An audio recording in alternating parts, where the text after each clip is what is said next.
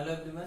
आज के इस वीडियो में हम डिटर्मिनेंट में क्लास 12 की जो डिटर्मिनेंट पढ़ रहे थे, आज हम देखेंगे एक्सरसाइज 4.4 का इंट्रोडक्शन। और इसमें जिसको हमको पढ़ना है सबसे पहले टॉपिक वो है माइनस एंड कोफैक्टर्स। माइनस और कोफैक्टर्स होते क्या है, किसी भी डिटर्मिनेंट के सबसे पहले बात इसकी करते हैं। और इससे पहले भी हम ये सारी बातें हर बार कहते हैं कि जिन लोगों ने ठीक से वीडियो को नहीं देखा, इससे पहले वाले सारे जितने भी वीडियोस इससे रिलेटेड डिटर्मिनेंट्स के हैं डिस्क्रिप्शन में उन सब के लिंक हैं। पहला लेक्चर हो, दूसरा हो, जिस भी लेक्चर को देखना हो डिस्क्रिप्शन में जाएं और वहां लिंक से देखें। आज जो हमको एक्सरसाइज 4.4 के इंट्रोडक्शन की अगर हम बात करें तो माइनर क्या होता है, सबसे पहले इसकी बात करते हैं, फिर उसके कोफैक्टर की बात करते हैं। किसी डिटर्मिनेंट क्या है, हमने देखा है डिटर्मिनेंट में हम जितने भी स्क्वायर है ना, स्क्वायर मैट्रिक्स की ही बात करते हैं ना डिटर्मिनेंट में। A11, A12, A13, A22, A21, A22, A23, A31, A32, A33। ये सपोज दैट एक डिटर्मिनेंट है, ये एक डिटर्मिनेंट है। माइनर की अगर हम बात करें तो इसमें जितने भी एलिमेंट होंगे उतने ही इस डिटर्मिनेंट के माइनस भी होंगे। हर एक एलिमेंट के अपने अलग माइनर होंगे, इसके अलग, इसके अलग, इसके अलग, इसका अलग माइनर होगा, इसका अलग, इसका अलग, इसका अलग और इसका अलग। इन सब के अलग माइनर होने का मतलब अगर नंबर ऑफ माइनर्स हम देखें तो इसमें जितने नंबर ऑफ एलिमेंट होंगे वो इसके इक्वल होंगे। सपोज दैट हम माइनस को हमेशा किसी भी डिटर्मिनेंट के अगर माइनर को दिखाना है तो हम उसे MIJ से शो करते हैं, MIJ।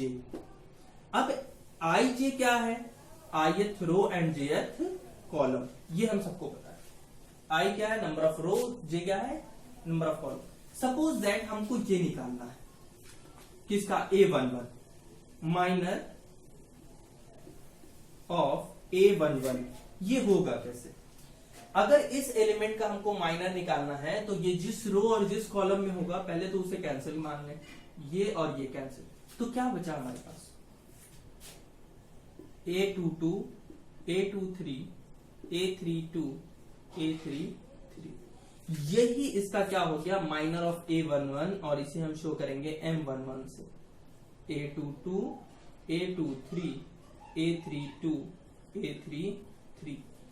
M11 लिखने का मतलब हमको उस एलिमेंट का माइनर चाहिए जो पहले रो और पहले कॉलम में हो, तो पहले रो और पहले कॉलम में हो गया।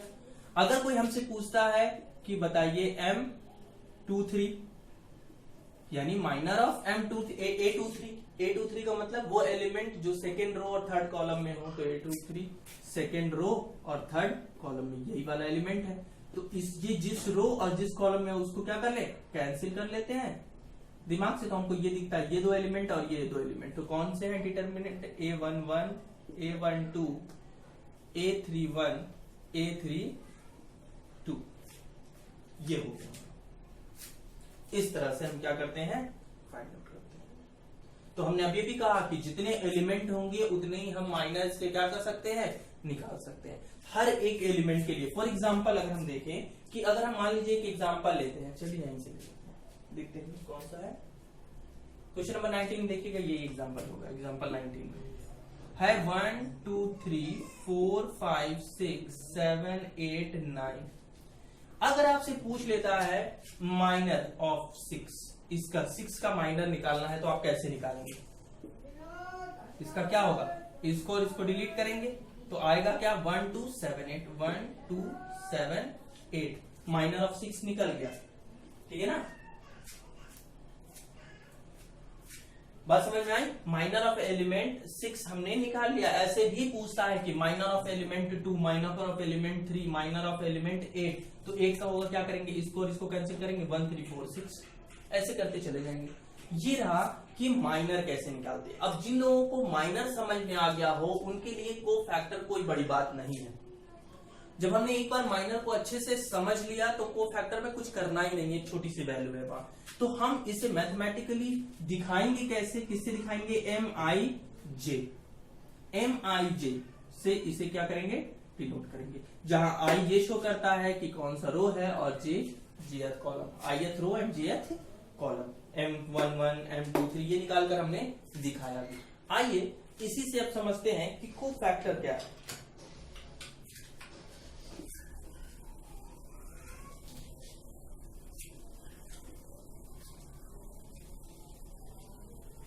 को फैक्टर को उसके फॉर्मूले से समझते हैं। को फैक्टर्स को हम हमेशा ए से इंडिकेट करते हैं, डिनोट करते हैं। किससे डिनोट करते हैं? ए से। ए आई जे इज इक्वल्स टू -1 पर पावर आई प्लस जे एम आई जे, ये होता है। नहीं समझ में आया? आई क्या है? ith रो और jth कॉलम, उनके सम को, अगर हमको किसी का को फैक्टर किसी भी एलिमेंट का निकालना है तो हमको पहले क्या करना होगा, उसका माइनर पता होना चाहिए उस एलिमेंट का, और फिर उसमें क्या करेंगे, -1 पर पावर वो जिस रो और जिस कॉलम में है ऐड कर देंगे, वही उसकी पावर हो जाएगी। फॉर एग्जाम्पल अभी अभी हमने क्या लिया था यहाँ पर 1 2 3 4 5 6 7 8 9। यहां से अगर हमको निकालना हो A11 तो A11 कैसे निकालेंगे हम? देखिए पहले -1 पर पावर i प्लस जे, और i के प्लेस पे भी 1 है, j के प्लेस पे भी 1 है, तो 1 1 कितना हो जाएगा 2 mij। इसको और इसको कैंसिल करेंगे, 5 6 8 9। ये कैलकुलेशन वगैरह वहां हम देखेंगे। बस यहां हम जानना चाह रहे थे कि हम ये सीख लें कि को फैक्टर कैसे हम निकालेंगे। ये इसका क्या हो गया, को फैक्टर हो गया। इसी में अगर हम बात करते हैं, अगर हमसे कहता है A22 निकालिए, तो हम क्या करेंगे, -1 पर पावर 4, और A22 कौन है, ये कैंसिल कीजिए, A11 A13 A31 A33 हो गया। आसान है ना? एक बार आपको अगर माइनर आ गया है तो को फैक्टर में कुछ करना ही नहीं है, बस -1 पर पावर ही तो बढ़ रही। -1 पर पावर क्या, वही आई और जे को क्या करना है, सम कर देना है, बस वही उसकी पावर होगी, आई प्लस जे। तो फॉर्मूला ये इतना दिमाग में रख लीजिए, ए आई जे इज इक्वल्स टू -1 पर पावर आई प्लस जे एम आई जे। यानी किसी का को फैक्टर निकालने से पहले हमको उसका माइनर निकालना भी आना चाहिए ना, इसीलिए हमने पहले माइनर सीखा। अच्छा, अब बात करते हैं कि इनमें आपस में जरा देखते हैं क्या रिलेशन है। डिटर्मिनेंट्स की वैल्यू अगर निकालनी हो तो हम कैसे निकालते थे। इससे पहले वाले में अगर हम देखें तो हम किसी भी डिटर्मिनेंट को कैसे शो करते हैं। जैसे मान लो डिटर्मिनेंट हमने निकाला यहाँ पे, तो वहां पे क्या करते थे हम, A11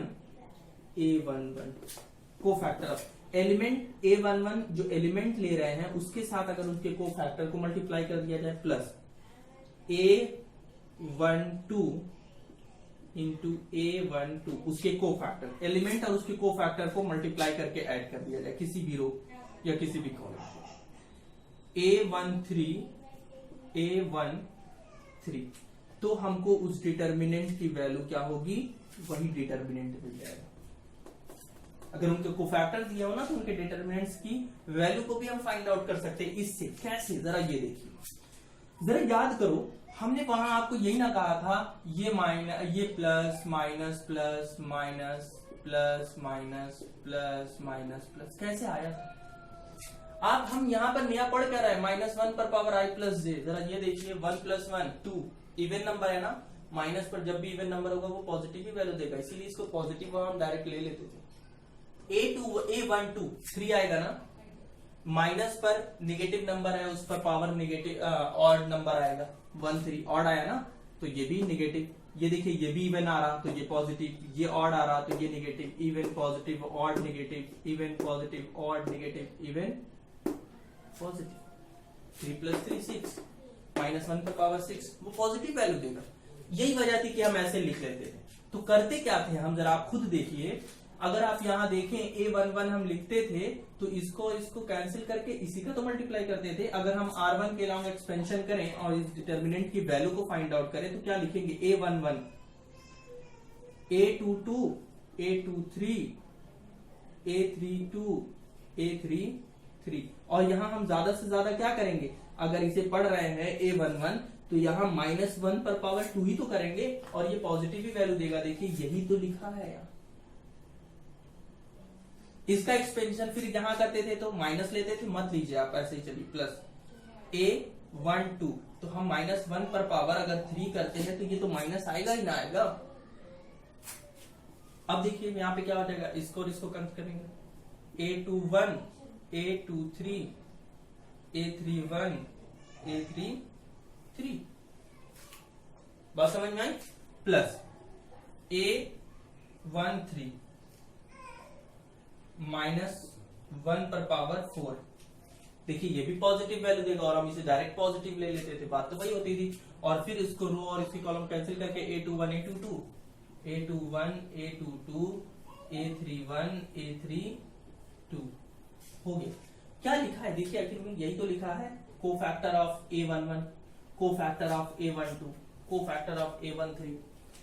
तो ये बात समझ में आई कि किसी भी रो या किसी भी कॉलम में अगर उसके करस्पॉन्डिंग जो उसी के कोफैक्टर होंगे, क्या करेंगे, अगर उसी एलिमेंट के कोफैक्टर को मल्टीप्लाई करके ऐड कर दिया जाए तो हमको उस डिटर्मिनेंट की वैल्यू मिल जाएगी। इतना ही है। हाँ, और एक चीज और, छोटी सी एक चीज और बता देते हैं, ये याद रख लीजिए कि अगर किसी डिटर्मिनेंट के हम माइनर की बात करते हैं, किसी डिटर्मिनेंट का अगर ऑर्डर n है, किसी डिटर्मिनेंट का अगर ऑर्डर n है तो उसके माइनर का ऑर्डर हमेशा n माइनस उस डिटर्मिनेंट के माइनर का जो उस किसी एलिमेंट के जो डिटर्मिनेंट हम लेंगे उसका जो माइनर होगा उसका ऑर्डर क्या होगा, n-1। थोड़ा सा हम शायद उलझन आ गया होगा हमारी बात ही सुन के, समझ लीजिए एक बार फिर से, थोड़ा सा दिखाते हैं, एग्जाम्पल लेते हैं। जैसे आप इसको देखिए जरा, ये किस ऑर्डर का है, 3x3, हम सभी जानते हैं स्क्वायर ही होगा। अगर इस किसी भी एक एलिमेंट का इसका माइनर लीजिए, वो जो डिटर्मिनेंट आएगा उसका ऑर्डर हमेशा, अगर इसका ऑर्डर n है तो जो माइनर आएगा, जो माइनर हम लेंगे, जो डिटर्मिनेंट आएगा उसका आंसर, उसका ऑर्डर n-1 होगा। फॉर एग्जाम्पल 1 2 3 4, इसका जरा माइनर बताइए, इसका ऑर्डर क्या है, ये एक हमने लिया ना डिटर्मिनेंट, इसका ऑर्डर क्या है, 2x2। अब जरा इसके एलिमेंट्स के माइनर निकालिए, यानी m11 क्या आएगा, 4, डिटर्मिनेंट 4, डिटर्मिनेंट 4 का या 4 का है, वैल्यू तो 4 ही आनी है। जरा ये बताइए ये जो 4 आया है इसका ऑर्डर क्या है, 1। जो डिटर्मिनेंट था उसका ऑर्डर क्या था, 2। और देखिए उसका जो माइनर लिए उसका ऑर्डर क्या आया, n-1, 2-1, 1 आया कि नहीं आया। उसको नहीं समझ में आया, इसका एग्जांपल लीजिए, यहां पे m11 निकालिए, इसको कैंसिल करेंगे, 5 6 8 9, इसका ऑर्डर क्या था, ये जो डिटर्मिनेंट था 3x3 यानी ऑर्डर 3 था। इसका एलिमेंट के जब माइनर निकाले तो उसका ऑर्डर क्या आया, क्या हो गया, 2। देखिए n था, n-1 आया कि नहीं आया हर कंडीशन में, ठीक है। तो ये एग्जाम जो एक्सरसाइज 4.4 के इंट्रोडक्शन में आपको इतना ही जाना था, माइनर, कोफिशिएंट और उसके ऑर्डर भी, और एलिमेंट और उनके कोफैक्टर्स में रिलेशन कैसे बनाएंगे हम, कैसे डिटर्मिनेंट्स की वैल्यू देखेंगे, ये सारी बातें हमने की। इस वीडियो को ना समझ में आया हो एक बार और अच्छे से देखें, ठीक से देखें, ठीक है, बिना स्किप किए इसे देखें, समझें, क्योंकि जब हम सोल्यूशन देखेंगे इसके सोल्यूशन में और आपने जब ये अच्छे से समझ लिया होगा तो 4.4 के सोल्यूशन में आपको कोई परेशानी नहीं होगी, ठीक है। तो मिलते हैं नेक्स्ट वीडियो में, थैंक यू।